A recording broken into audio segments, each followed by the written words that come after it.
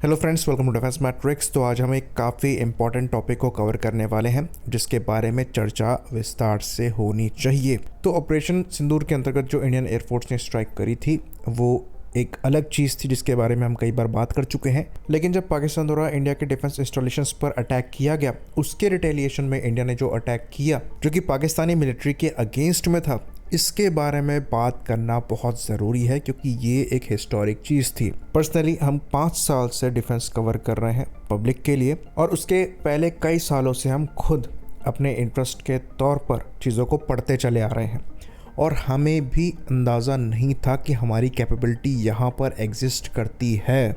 एक दिन के अंदर अंदर 11 एयर बेसेस इंडियन एयरफोर्स ने स्ट्राइक किए हैं पाकिस्तान के, वो भी अपने एयर स्पेस से ही। और ऐसा प्रिसीजन अटैक किया गया था कि पाकिस्तान को सीज फायर कराना पड़ गया। इनके कई एयर बेसेस जो हैं उनका ऑपरेशनल स्टेटस ख़त्म हो गया। कई इनके एयरमैन ऑफिसर्स जो हैं उनकी भी जानें चली गई। साथ ही साथ कई हैंगर्स जो हैं उनकी स्ट्राइक में इनके एसेट्स डैमेज हुए हैं और एयर डिफेंस सिस्टम्स डैमेज हुए हैं, साथ में सर्विलेंस रडार भी डैमेज हुए हैं। तो इसके बाद अगर कोई स्ट्राइक होती तो इनकी एयरफोर्स ख़त्म ही हो जाती। तो इस लेवल का जो डोमिनेंस है वो हमने भी एक्सपेक्ट नहीं किया था कि इंडियन एयरफोर्स पाकिस्तान एयरफोर्स के ऊपर रखती है। अब तो क्लियर सैटेलाइट इमेजेस भी आ गई हैं जो कि डिटेल में दिखा रही हैं कि डैमेज किस लेवल का है। छोटे मोटे छेद नहीं हुए हैं, पूरे इनके हैंगर्स तबाह हो गए हैं। रनवे पर बड़े बड़े क्रेटर्स पड़े हुए हैं और प्रिसीजन इतना है कि रनवे के इंटरसेक्शन पर जाकर मिसाइल गिरी है, तो दोनों रनवे इनके तबाह हो गए हैं। और एक हिडन चीज़ भी है जिसके बारे में पब्लिकली चर्चा नहीं हो रही है। कई जगह पर ये चीज़ मेंशन करी जा रही है पर बहुत ज़्यादा डिस्कस नहीं करी जा रही है। कहा यह जाता है कि इंडिया ने जो स्ट्राइक्स करी थी ये पाकिस्तान की न्यूक्लियर ब्लैकमेलिंग को भी चैलेंज करता है। तो 2 स्ट्राइक्स यहाँ पर प्रमुख तौर पर डिस्कस करी जा रही हैं। पहली जो है ये नूर खान एयरबेस पर है। बेसिकली नूर खान एयरबेस में इनका कोई फाइटर स्क्वाड्रन नहीं है। वहाँ पर इनके सपोर्ट प्लेटफॉर्म्स हैं जैसे कि EW प्लेटफॉर्म्स हो गए, रिफ्यूलर्स हो गए और कार्गो प्लेटफॉर्म्स हो गए। तो ये एयरबेस इस्लामाबाद के पास में है जो कि पाकिस्तान का कैपिटल है। साथ में ये एक और काफ़ी इंटरेस्टिंग जगह के पास में है। ये पाकिस्तान का स्ट्रेटेजिक प्लान डिवीज़न है जो कि पाकिस्तान के न्यूक्लियर आर्सेनल को ओवरसी करता है और प्रोटेक्ट करता है। दूसरा एक मिसाइल जो है ये किराना हिल के पास भी गिरी थी। अब ये किराना हिल्स इतना चर्चा में क्यों है ये भी डिस्कस कर लेते हैं। तो ये माना जाता है कि जो किराना हिल्स है यहाँ पर पाकिस्तान की न्यूक्लियर स्टोरेज फैसिलिटी है और इसके बारे में पहले भी चर्चाएं हुई हैं। तो यहाँ पर गलती से मिसाइल नहीं गई है। ऑल्दो इंडियन एयरफोर्स से जब ये बात पूछी गई तो ऑफिशियली उन्होंने इस बात को नकार दिया और ऐसे एक्ट किया कि हमें कुछ पता ही नहीं है। तो इसके बाद से चीज़ें जो है ये सीज फायर की तरफ आगे बढ़ी। तो इंडियन एयरफोर्स ने अपनी जो प्रिसीजन स्ट्राइक कैपेबिलिटी शोकेस करी है वो भी लॉन्गर रेंज में अपने एयर स्पेस से ही टारगेट्स को हिट करके, वो बहुत ही ज़्यादा इंप्रेसिव है। शोकेस करता है कि Indian air force stand of weapon delivery की जो कैपेबिलिटी है उसको मास्टर कर रही है। और जितना स्विफ्टली ये ऑपरेशंस इंडियन एयरफोर्स द्वारा चलाए गए हैं उसको देखकर डेफिनेटली एनिमी शॉक में आ गया होगा और वहाँ पर यूएस को इंटरवीन करना पड़ा और अल्टीमेटली सीज फायर जो है ये कराया गया। तो बेसिकली यहाँ पर ऐसे कौन से वेपन्स यूज़ किए गए इंडिया द्वारा जिनकी वजह से इंडियन एयरफोर्स को इतना बड़ा एडवांटेज मिला है। बाकी ये बात हम आपको बता दें कि ये एडवांटेज फ्यूचर में बढ़ने ही वाला है क्योंकि इंडिया द्वारा और बेहतर और ज़्यादा कैपेबल स्टैंड ऑफ वेपन्स पर काम किया जा रहा है। तो पहला यहाँ पर जो कंटेंडर है ये है ब्रह्मोस। तो ब्रह्मोस मिसाइल जो है इसकी कैपेबिलिटी के बारे में हम सब जानते ही हैं। एयर लॉन्च्ड ब्रह्मोस को यहाँ पर इस्तेमाल किया गया है Su-30 MKI एयरक्राफ्ट में लगाकर। इंटरेस्टिंग चीज़ यहाँ पर यह है कि ये चीज़ हमने डोमेस्टिकली ही करी है बिना OEM यानी कि रशिया की हेल्प लिए हुए। और इसमें जो सबसे ज़्यादा खास बात है वो ये है कि ये कैपेबिलिटी रशिया भी पजेस नहीं करता है।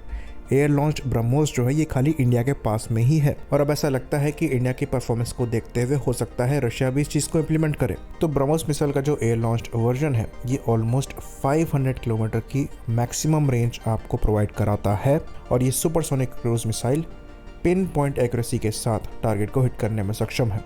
एक्यूरेसी 1 मीटर CEP की बताई जाती है और ये चीज़ प्रूव करी है वो भी कॉम्बैट सिनेरियो में। तो ये मिसाइल जिस एयरक्राफ्ट से लगती है Su-30 MKI वही एकमात्र ऐसा एयरक्राफ्ट है इंडियन एयरफोर्स की सर्विस में जो कि इस वर्जन को कैरी करने में सक्षम है, क्योंकि मिसाइल का जो वजन है ये 2.5 से 3 टन के अराउंड का है और जिस हिसाब से मिसाइल का साइज है एकमात्र वही एयरक्राफ्ट है जो इसको कैरी कर सकता है। वो एयरक्राफ्ट खुद एक बीस्ट है। डिज़ाइन वाइज देखा जाए तो इतना बड़ा फाइटर एयरक्राफ्ट होना नहीं चाहिए, लेकिन इतने बड़े साइज़ के बाद भी जिस तरीके की मनोवरेबिलिटी इस प्लेटफॉर्म से आपको मिलती है वो दुनिया के किसी भी दूसरे प्लेटफॉर्म से बेहतर है।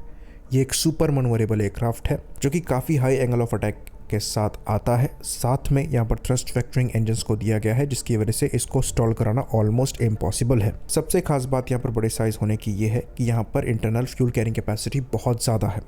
तो करीबन 9,500 किलोग्राम ये फ्यूल इंटरनली कैरी कर सकता है, जिसकी वजह से आपको यहाँ पर मैक्सिमम रेंज 3000 किलोमीटर की मिलती है अगर आप हायर एल्टीट्यूड पे फ्लाई कर रहे हो। अदरवाइज़ आपको ईजिली 1500 किलोमीटर तक की रेंज ये दे देगा, और ये सिर्फ और सिर्फ इंटरनल फ्यूल पर है। तो यहाँ पर मिशन एंड्योरेंस आपको काफ़ी अच्छा मिल जाता है, जिसकी वजह से मिशन की कॉम्प्लेक्सिटी के हिसाब से आप हवा में रह सकते हैं और सही समय आने पर अपने पेलोड को ड्रॉप कर सकते हैं। तो ये एक बहुत बड़ी फ्लेक्सिबिलिटी है जिसके बारे में ज़्यादा चर्चा नहीं होती है, ये काफ़ी ज़्यादा ज़रूरी है। साथ में करीबन 12 हार्ड पॉइंट्स के साथ ये आता है और करीबन 8100 किलोग्राम्स का पेलोड ये कैरी कर सकता है। तो 3 टन की ब्रह्मोस इसके लिए कोई बड़ी बात नहीं है। ब्रह्मोस के अलावा आप इसे बॉम्ब ट्रक भी बना सकते हैं, जिसके अंतर्गत 100 किलोग्राम से करीबन 32 बॉम्ब्स यहाँ पर लगा सकते हैं। बाकी इंडिया में जो भी वेपन्स डेवलप किए जा रहे हैं वो सब ये प्लेटफॉर्म कैरी करने में सक्षम है। तो ये हमारा वर्क हॉर्स है, खाली बैकबोन नहीं है, और इसको हम इंडिजनाइज करने में काफ़ी हाई लेवल तक सक्षम हुए हैं, जिसका फ़ायदा हमें यहाँ पर मिला है। और ये चीज़ भी इस कॉन्फ्लिक्ट के दौरान प्रूफ हुई है कि हमारे खुद के एफर्ट्स की वजह से जो मेन एडवांटेजेस हैं वो हमें मिले हैं। तो ब्रह्मोस और सू-30 का जो इंटीग्रेशन है ये हमारा डोमेस्टिक प्रोग्राम था और ये सारा का सारा हमने खुद एग्जीक्यूट किया है, जबकि दोनों वेपन्स हमारे नहीं हैं, ये रशिया से लिए गए हैं, लेकिन दोनों में हमने हाई लेवल ऑफ इंडिजनाइजेशन को अचीव किया है। बाकी इलेक्ट्रॉनिक वॉरफेयर स्वीट के मामले में भी, जैमर्स के मामले में भी हमने अच्छी खासी प्रोग्रेस इन प्लेटफॉर्म को लेकर करी है। अगेन जिसका एडवांटेज हमें यहाँ पर मिला होगा, लेकिन क्योंकि इसके बारे में डिटेल पब्लिक डोमेन में नहीं है तो हम डिस्कस नहीं कर सकते। ब्रह्मोस पर वापस आते हैं। तो ब्रह्मोस मिसाइल जैसा कि हमने डिस्कस किया अराउंड 500 किलोमीटर की रेंज देती है एयर लॉन्च होने पर। बेसिकली वहाँ पर गाइडेंस के लिए मिड कोर्स में INS यानी कि इनर्शियल नेविगेशन सिस्टम और साथ में सैटेलाइट नेविगेशन सिस्टम को इस्तेमाल किया जाता है। अब ये सैटेलाइट नेविगेशन सिस्टम मल्टीपल सैटनैव हो सकते हैं जो कि GPS, ग्लोनास और नाविक को इंक्लूड करता है। तो जो ब्रह्मोस का नेविगेशन सिस्टम है ये बहुत ही ज़्यादा रोबस्ट है। जो INS है वो काफ़ी ज़्यादा एडवांस है। कोर्स करेक्शन के लिए सैटनैव को वहाँ पर इस्तेमाल किया जाता है। साथ में यहाँ पर डेड रेकॉर्डिंग का भी इस्तेमाल होता है, जिसकी वजह से इसको जैम कर पाना बहुत ही ज़्यादा मुश्किल हो जाता है। और अगर आप जैम कर भी पा रहे हैं तो उसमें भी आप कुछ ज़्यादा यहाँ पर बिगाड़ नहीं सकते, क्योंकि स्पीड इतनी ज़्यादा है कि जो पैचेस में अपने सैटनैव जैमिंग जोन लगा रखे हैं ये उनसे तुरंत बाहर आ जाएगी और फिर उसके बाद अपना कोर्स करेक्ट कर लेगी। और इसलिए मैक्सिमम मिसाइल्स ने टारगेट को प्रिसाइजली हिट किया है, जो कि पाकिस्तान द्वारा ये क्लेम किया जा रहा था कि हमने इन मिसाइल्स को जैम कर दिया है, जो कि एक्चुअली पॉसिबल नहीं है। वो यहाँ तक क्लेम कर रहे थे कि हमने इंडियन एयर स्पेस में ही इनको जैम कर दिया, जो एक्चुअली लाफेबल है और इम्पॉसिबल है। तो फेस सेविंग के लिए यहाँ पर कहा गया कि हमने सॉफ्ट किल मेथड्स को यूज़ करते हुए ब्रह्मोस को डाइवर्ट कर दिया और एक पुअर प्रेजेंटेशन यहाँ पर दिखाई गई इस चीज़ को प्रूव करने के लिए, जबकि रियलिटी ये है कि मैक्सिमम ब्रह्मोस जो हैं ये टारगेट को हिट करी थी, पिन पॉइंट एक्यूरेसी के साथ हिट करी थी, और ये उन्हें हार्ड किल सॉल्यूशन से भी रोक नहीं पाए, यानी कि surface to air missiles use करके भी नहीं रोक पाए। तो यहाँ पर कई स्टोरी कुक करी गई हैं जिनके बारे में अगर हम चर्चा करेंगे तो आपको हंसी आ जाएगी। DGPR ने यहाँ तक क्लेम किया है कि हमने दिल्ली के ऊपर अपना ड्रोन उड़ाया था और जो हमारी इंपॉर्टेंट गवर्नमेंट लोकेशंस हैं उस पर ये नज़र बना के रख रहे थे। अगर आपके पास इतनी एडवांस टेक्नोलॉजी थी तो आपके 11 बेसिस, जिसमें आपके इतनी इंपॉर्टेंट साइट्स हैं जो कि आपके न्यूक्लियर इंफ्रास्ट्रक्चर को अफेक्ट करती हैं, उन पर मिसाइल फायर ना होती। तो ये बहुत बेहतरीन कॉम्बिनेशन है और मोस्टली जो लॉन्ग रेंज डैमेजेस हैं वो इन्हीं ने इन्फ्लिक्ट करी हैं। बाकी अगर क्लियर सैटेलाइट इमेजेस की बात करें तो भुलारी एयरबेस में जो अटैक किया गया था ब्रह्मोस का, उसकी एक पिक्चर निकल कर सामने आई है जिसमें एक हैंगर जो है ये डैमेज नज़र आ रहा है, वो भी सीरियसली। तो ये पाकिस्तान एयरफोर्स का सबसे एडवांस एयरबेस में से एक है और यहाँ पर 2 फाइटर स्क्वाड्रन है, एक F-16 का जो कि नंबर 19 है, दूसरा JF-17 का जो कि नंबर 18 है।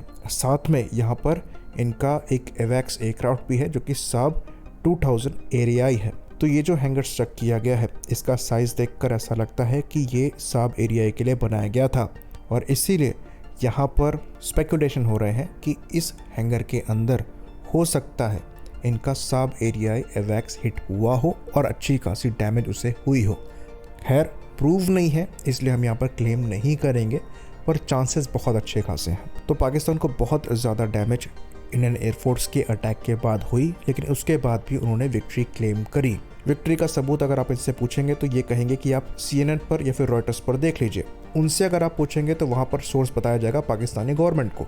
तो ये एक लूप में बैठे हुए हैं, एक दूसरे को सोर्स बताकर खुश हो जा रहे हैं, जबकि सैटेलाइट इमेजेस जो हैं ये रियलिटी को दिखा रही हैं।